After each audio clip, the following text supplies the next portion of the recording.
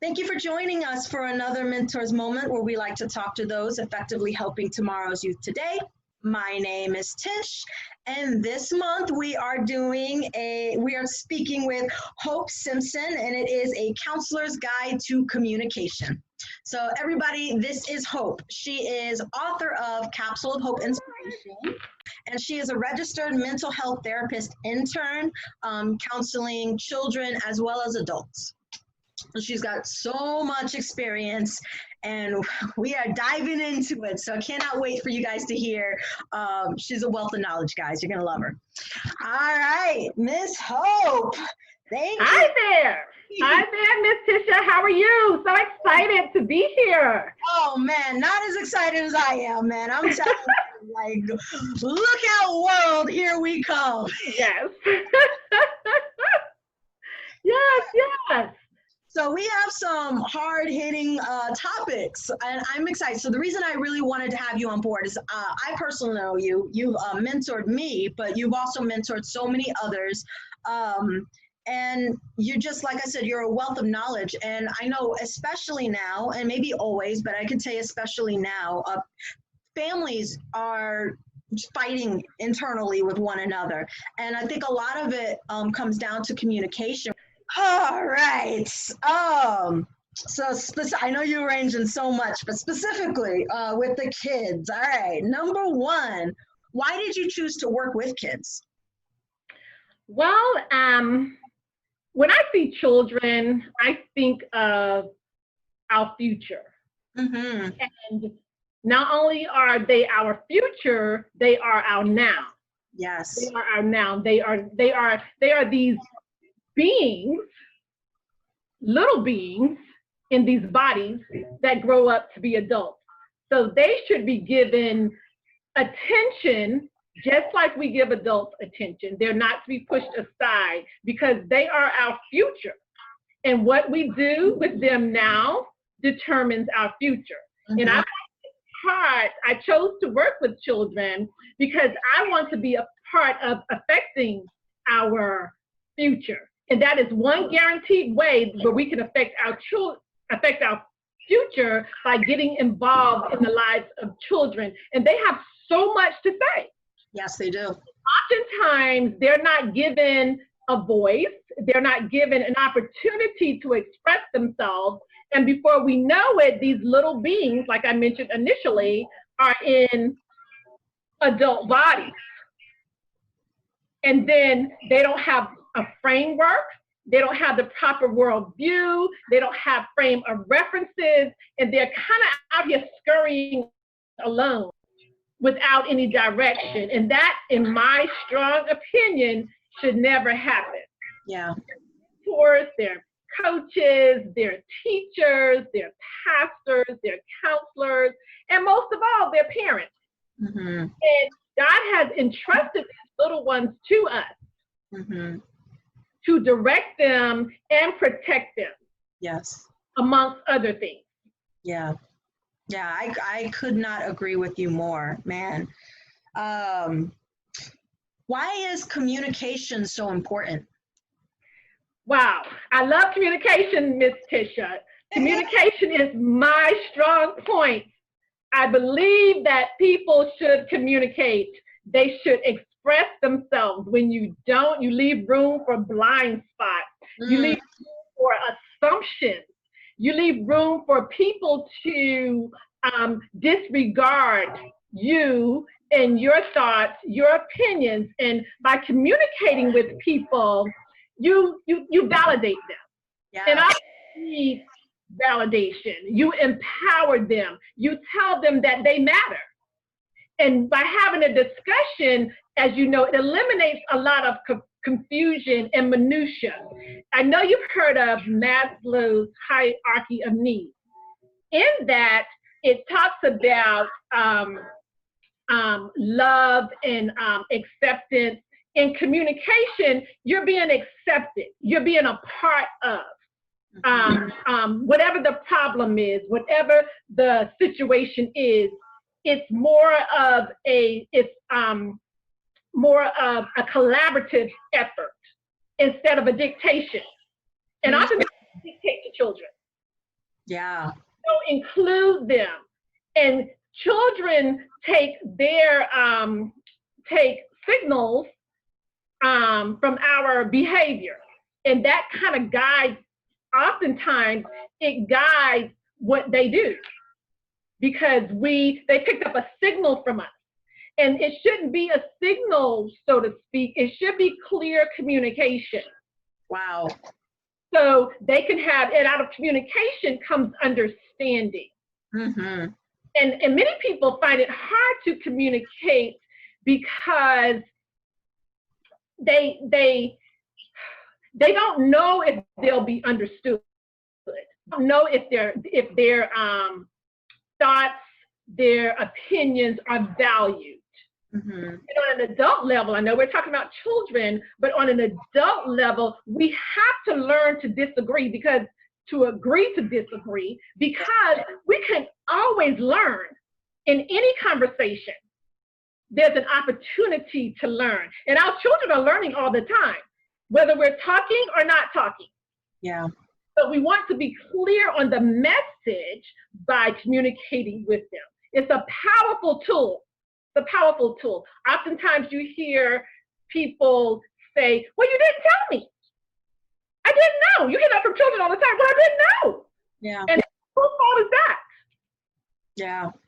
You're expecting results without giving clear direction through communication. Wow.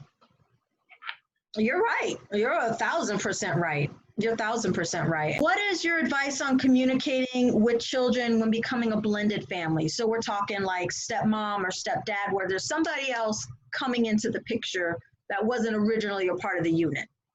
Okay. A blended family can be the best of two worlds for children. Mm.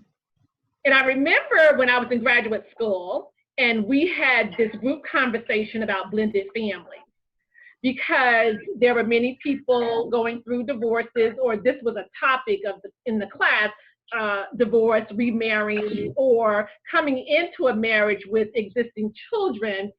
And out of that communication, I learned the beauty of a blended family. It depends on how it's presented to the child. And this is where the adults have the control. Children want to see unity. Children want to see harmony. Yeah.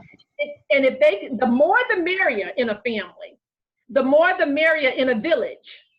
And if you have two adults, 3 or 4 adults, 2 in a father role, 2 in a mother's role, the more the merrier for the child.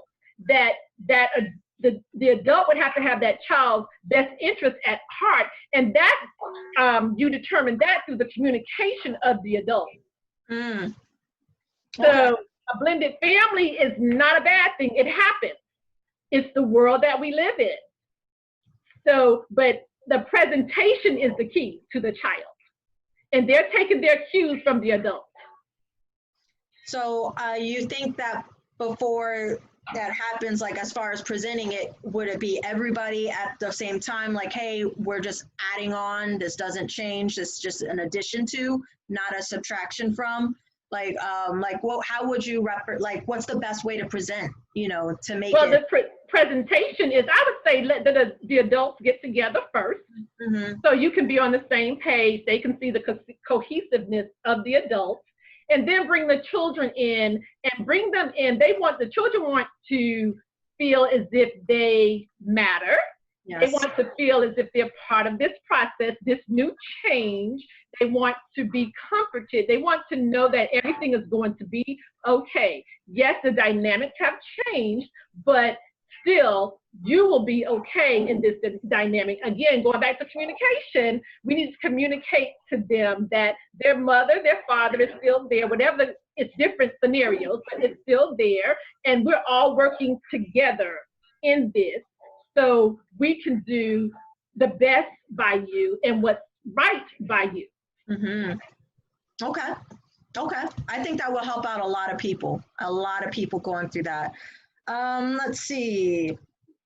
Oh, okay. So how do you introduce spirituality in the home if your lifestyle wasn't reflective of it before?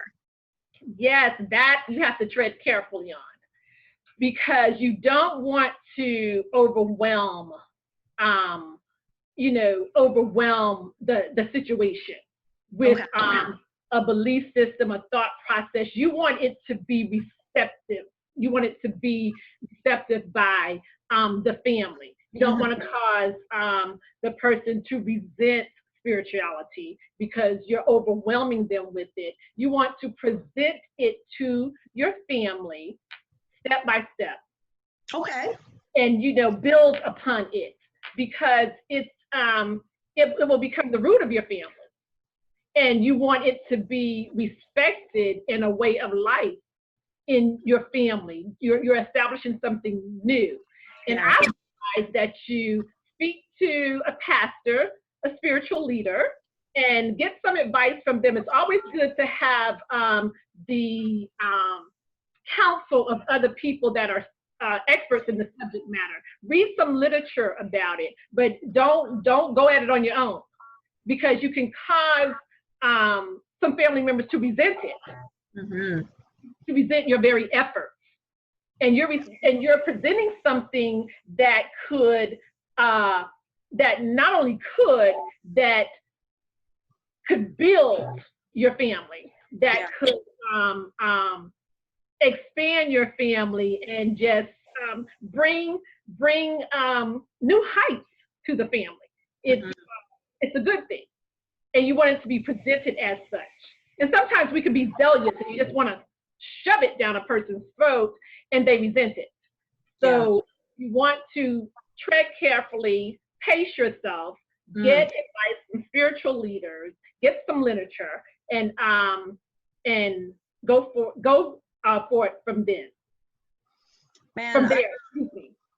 I like that, because I think that's the second time I think I'm going to love that quote you said, like, the more the merrier with kids, the more the merrier with the village, right? And so the same thing, even with this, you don't have to do it alone. And I think that's really important, that people maybe they don't realize that.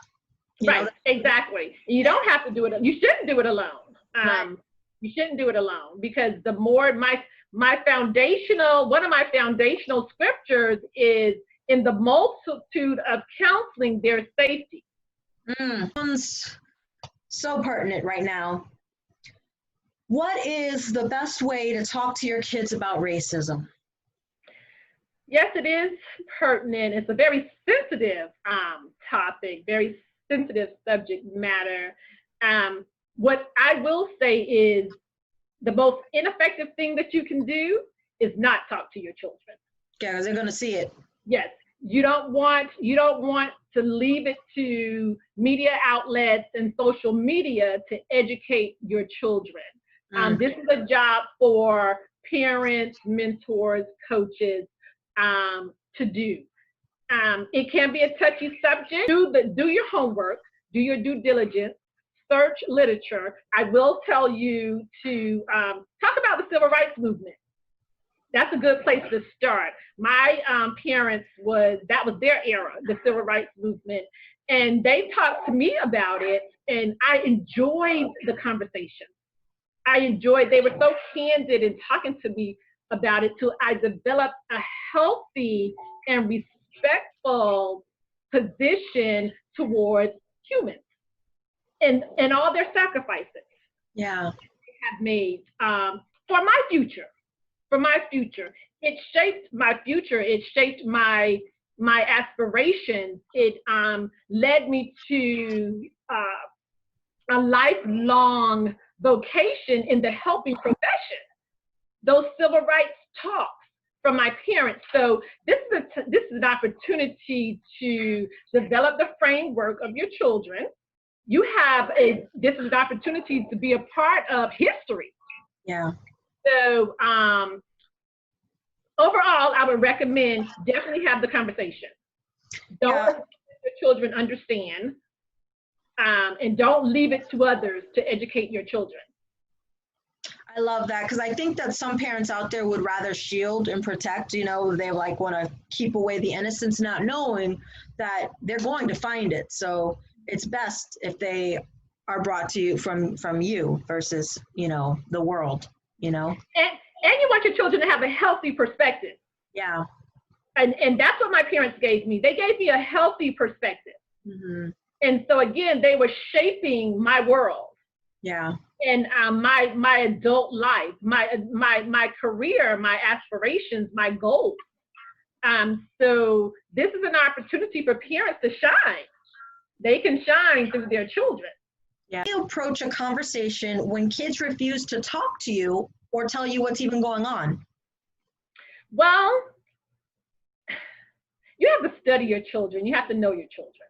Mm-hmm. That's why you can't leave children to themselves. You have to notice when behaviors change. Mm-hmm. You take note of behaviors changing. You need to track that. You need to see that the pattern of that. Children want a safe place. Children want to talk, but if they feel as if what they tell you is going to cause you to retaliate in some way, or they feel they'll be harmed mentally, emotionally, not physically, mentally, emotionally from your response, they're going to have up a guard against that. So you have to kind of help them come to a point where they can tell you what's going on, you know, in their lives, where they could feel whatever they say, they want to be able to feel as if it's going to be okay. And so that normally is determined by your behavior and what type of atmosphere you set in your house. Mm-hmm. Because for the most part, children want to talk. Children give all type of information if you just listen to them and give them a safe place to have those discussions and those conversations. Yeah. Okay. So just to push just a little bit further on that, but if they already have their guard up and say maybe you've overreacted in the past, or they just think that they're going to let you down, or whatever it is that's stopping them, do you think that there's any techniques specifically that might help get their guard to come down just a little bit, so that they can open up, as well as you obviously have to have changed your ways so that you're willing to listen to them do?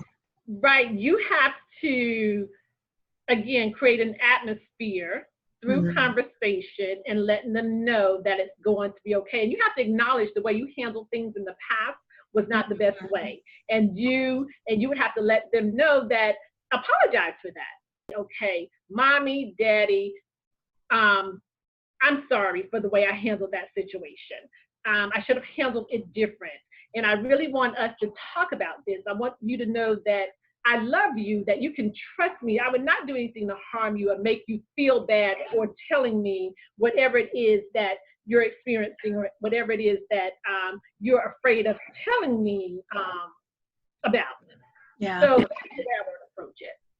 Oh, I love it. Thank you. Thank you for that example. On behalf of somebody, thank you for that example.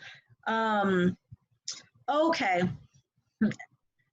What is the best way to tackle sexuality? And is there a recommended age when it's appropriate? Because, like, I want to say kids today, just like, I don't know. It just seems to be coming younger and younger and younger. I'm not going to put an age limit on it, because sex is being bombarded. Children are being bombarded with sex. And children have phones, they have apps, they have, their own TVs in their rooms. So they have friends that are more advanced than them. They're just exposed. Yeah. So I'll say, listen to their conversation. You know when they've been exposed to something that didn't come from your household. Mm-hmm. If you want to come out in conversation, don't ignore it. Be there to address it. Now, what I would say is not just address it, but to educate them. Education is powerful, as you know. Knowledge is powerful. There's a good book that I read for direction, and that book tells me that people perish because of lack of knowledge. Yeah. And so you want to provide your child with knowledge. There's a way that you can have these conversations where it's so positively impactful to your child that someone outside the family dynamics is not educating your child. Now, your child may hear some things and get some education outside, but you build the foundation for them. But teenage 12, 13, maybe that's a good time. I don't really have a recommended age, but it could come much younger depending on the child and their exposure. Yeah. Okay. Are there effective techniques to communicate with a child that is out of control? Again, working with children for many years, that terminology out of control is so vast to me. I'm not sure what that means. Children don't get out of control for no reason. Okay. They're not just out of control. There's a reason why children behave the way they do. So we have to do the work. We have to put in the work. See what is going on in their lives. What has changed? Maybe something has happened in school. Maybe they've been bullied. Maybe someone did something inappropriate to them. These are signals that children give when we categorize it as out of control. But you should know your family dynamics and your family environment. A child is trying to tell you something. And so this is the time to listen instead of label them and disregard them because of their actions. Something is going on. And I'm, as a counselor, I'm a huge proponent of therapy. Yeah. Seek out a counselor. Seek out a therapy. Seek it out. You want the best for your child. And sometimes the parent doesn't have all the answers. They don't have all the tools, techniques, wherewithal, and they should not feel bad about that because there are other experts in the subject matter. There are other there are clinicians, there are doctors, like I said, there are coaches, there are mentors. It's a village. Yeah. Don't try to do it by yourself. So I really love that, to not label it as out of control, but more so look at it as like these are signs for you to take notice and really get more involved if that's so, man, that's powerful. Really good question. All right, so if your child is battling depression or bipolar, how do you handle those moods? Now, we have to be very careful in that area, especially when we use those terminologies. Depression and bipolar, that's a clinical diagnosis. Yes. Those are mental health disorders, which is not a bad thing, but we just can't throw them out there and we just can't throw techniques at the person because that has to be diagnosed first. Now, there is situational, circumstantial, so to speak, depression, where because something has happened, it has caused a person to go into a depressed mode, but that shouldn't last any more than 2 weeks. Before 2 weeks or maybe a little more, don't quote me on it, but that right there, it kind of, you may not need intervention for that. But anything longer, you may need intervention, such as a therapist, a clinical diagnosis. But just to throw those terminologies out there, because people say bipolar is someone who they just think it's up and down, has up and down moods. That doesn't mean you are bipolar. That has to be diagnosed. So with just situational, regular depression, well, when I say regular depression, caused by maybe a loss of a loved one, loss of a job, a divorce, things of that nature, that can cause situational depression. Be there for that person, especially a child. Don't leave them alone. Yeah. Don't leave them alone. Do some things that will lift their spirits. Make sure you're engaged with them. Don't leave them to themselves, because you want to make sure that you help them out of that. When you experience a loss, whether it's someone that passes on, or a parent has to leave the home because of the divorce. It's a grieving process. Yeah. That's natural for anyone. It's natural. But when you don't give it the proper attention, it can lead to something else, a longer term of depression where you would need intervention such as a therapist, a doctor, and so forth. So with this question, I know that the person actually did have their child was clinically diagnosed, but it's still hard for them as the parent to deal with the emotions. Even what I would say is it takes a lot of patience. Yeah. There's no quick fix. And that parents' frustration should be validated. They love their child. They want to help their child. Yeah. They want to create an atmosphere where their child can experience normalcy with this diagnosis. So be patient. Talk to the therapist, the doctor who diagnosed the child. Get some advice from them. But patience and love together is key. Yeah. Because it can get difficult. Because your child doesn't understand what they're going through. Right. And you want to comfort them and let them know that they're okay, that they can live with this and be functioning and thrive. Yeah. It doesn't limit their abilities to achieve and to be a part of society. Yeah. Okay. All right, Miss Hope, we are at our last question. This is my favorite question. All right. What is the biggest lesson a child taught you? Wow. I have many lessons, but this is one that comes to mind. My niece was residing with me for the summer some years ago, and I was the director at a summer camp. So she would come with me every day. And she heard one of the adults saying something about me that she knew was not true. Mm-hmm. And I noticed her behavior, her pattern.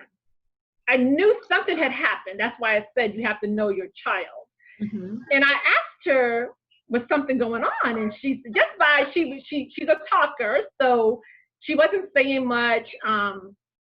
And I created an atmosphere, an environment for us to have conversations. So she didn't mind talking to me and telling me, her thought process, what she was experiencing, what was going through her mind.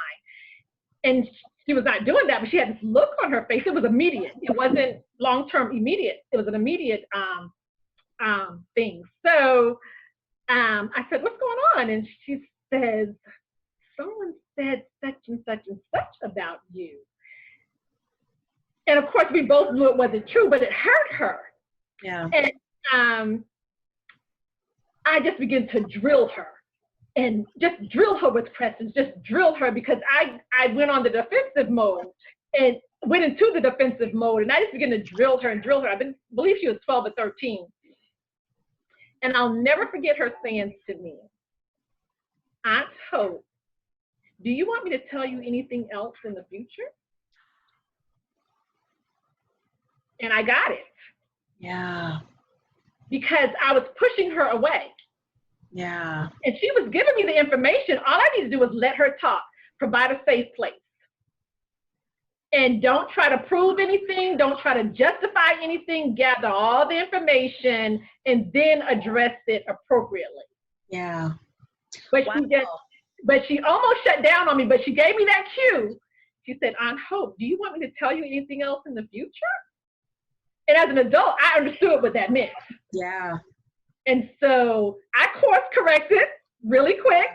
And that is a technique I use today with children. Well, I thank you for this time. Do you want to tell everybody where can they follow you? Well, you have to. Well, what they can do, of course, they can look me up on Facebook, Hope J. Simpson. Also, they can reach out to me via email through Capsule of Hope. I'm the founder of Capsule of Hope, where we offer counseling, coaching, mentoring, amongst some other platforms that we have. We have an annual seminar that we do. It's called Capsule of Hope Seminar at Sea. We have one coming up in 2021. We cruise on Royal Caribbean to the Bahamas, and it will be the first week in February. Of course, we're still, watching the CDC guidelines and how that's going to all unfold. But right now, we're in the planning stages. So if you want to join us, please feel free to contact me at capsuleofhope2013@gmail.com. You can also, again, IM me on Facebook, Hope J. Simpson. You can also contact me at 321-348-7575. You can text me. You can leave a voice message, of course. I'm available to talk to you as well. So thank you, Ms. Tish, for this opportunity. Yes, I call her Tish. That's an endearing name. So for those of you that don't, I do. So yes, I'm looking forward to hearing from some of you out there, your thoughts, your comments. We're here to serve. We're here to help. And again, I thank you for this opportunity. Thank you. I thank you for your wisdom. So guys, hit her up. I will link everything in the descriptions so that you just can click and follow her. You also have a little radio segment too. Yes, thank you, Miss Tish. That's with all these things that I'm doing, I literally let that one slip. Thank you. See that village? We're a village and we look out for each other. Yes, I do. I'm a radio segment Monday through Friday on D103 Radio Network. The owner is Mr. Bob J. Gay. I come on at 7 a.m. It's a 1-minute segment. This is one of the Capsule of Hope inspirationals that I have authored since 2015. So you have to be on by 6:59 in order to hear it. And it's a guarantee that it will give you a morning boost. Yes. You don't want to miss it. It's an international digital radio station. You can download it, D103 Radio Network. Yes, and again, I will link to it in the description so you guys will all have access to her. I'm so excited. All right, well, thank you guys. Until next month.